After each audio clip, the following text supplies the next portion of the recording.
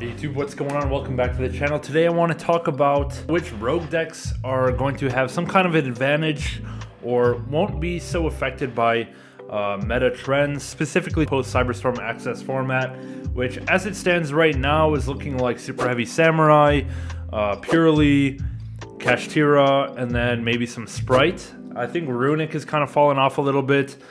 Branded is still good, but anyways, we're going to talk about what we can expect to be trends in the meta-relevant decks, and then how that affects what decks we pick as rogue to go into tournaments, take some people by surprise, and, you know, give some kind of advantage. Now, of course, these decks are rogue. They're not going to consistently beat the top decks, but if you are playing on a budget, or if you really like your rogue decks and you have to pick between, you know, deck A and deck B, we're going to talk about how to pick which one is going to stand a little bit better of a chance. And really the best way to do that is to take a look at what is meta, what is being played to counter meta, and then play stuff that won't be affected by the generic counter meta cards. So in order to do that, we're going to take a look at some tier lists of hand traps and board breakers for the format.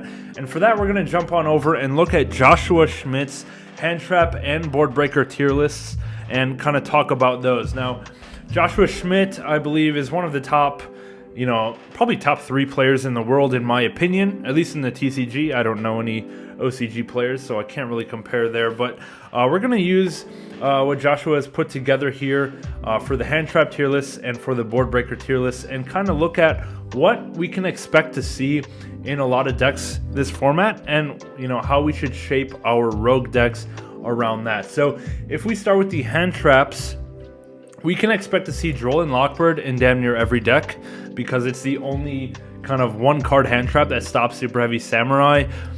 We can expect Gamma all over the place. Valor and Imperm, you know, to a little lesser extent, but I still think are going to be seen. And then Ghost Ogre as well. So Joshua has Ghost Ogre down in the second tier because it's not so great against Kashtira, but in the event that Kashtira receives some kind of ban list hit, we can expect to see Ogre jump up to the very good tier, because it is very good against Purely and Super Heavy Samurai, which will be the remaining decks. So, taking a look at that, what can we, you know, judge to find something, you know, that's pretty decent, that stands a decent chance as a rogue deck? So we want to pick something.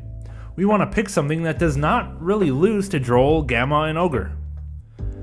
And, you know, we can take a look at our deck pool, and we can actually find some decks that haven't been relevant for a while, or that just, you know, haven't been strong in a bit because they've been weak to a lot of the, you know, board breakers that have been out. You know, I guess we'll jump over to the board breaker tier list as well. Joshua's board breaker tier list has Kaiju's near the top, Talents at the top. Talents is, of course, is going to be more relevant because now everyone's playing hand traps. And now Evenly Matched has moved down a tier into kind of just a side deck slot.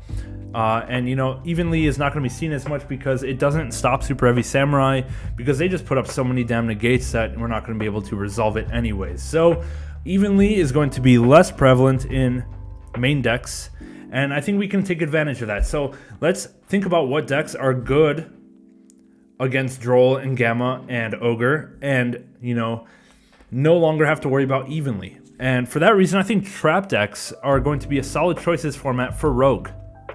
If you've been waiting to play Eldritch for a while, Eldritch does not give a shit about Droll or Gamma or Ogre.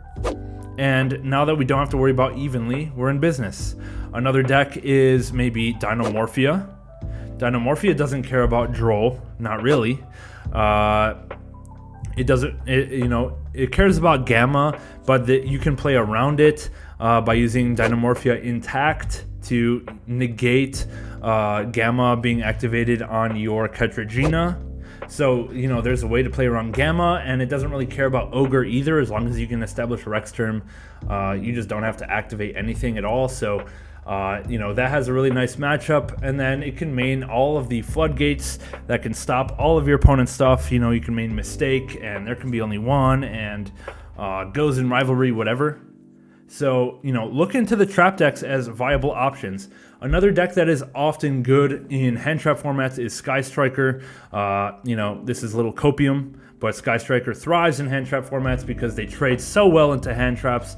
Your opponent can hand trap you all day and you're going to gain advantage because you don't lose cards. You just keep cycling out your Link 1s and going ham. So Striker is another good deck. We can look at Plunder Patrol as a solid option.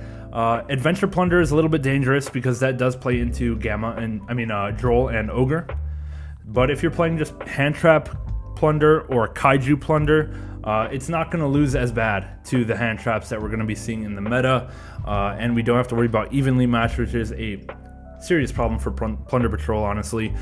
So yeah, look into Plunder Patrol, look into trap decks, look into Sky Striker, and then look into decks that can just play 18 hand traps, man, like Marincess. Marincess kind of loses to all the hand traps that are going to be common, but they can play so many hand traps themselves.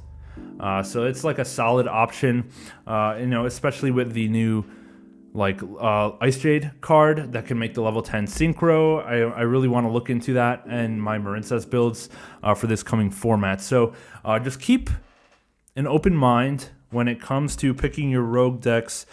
This might be the time to bust out your Eldritch deck. It hasn't been relevant in tier format. It just can't compete with tier. Nothing can compete.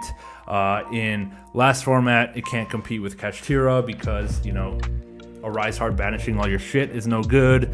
And so forth. So Eldritch really hasn't had a chance. Trap Eldritch, I'm talking like the 35 trap build with a couple Golden Lords. So just take a look because, if you decide to play that and your opponent is maining hand traps for Super Heavy Samurai and not really respecting the back row decks, they're going to have, 15 dead cards in their deck against you. They're going to have 3 Droll, 3 Gamma, 3 Imperm, 3 Ogre, 3 Veiler. None of those do a damn thing to your deck. Talents doesn't touch you. So you're playing a 40 card deck against a 20 card deck with 20 bricks. And that could win you game 1, and you never know, Floodgates will win you game 2 and 3. So give the trap decks a try right now, this format. I think it's time for them to come back. Time for a chance for rogue trap players to have a go. And like I said, I'm not saying these decks are going to be tier 1. I'm not saying they're better than Super Heavy Samurai or Kashtira or Purely, but you do have a shot. You have a shot to compete where you didn't in the last few formats. So take a look into that.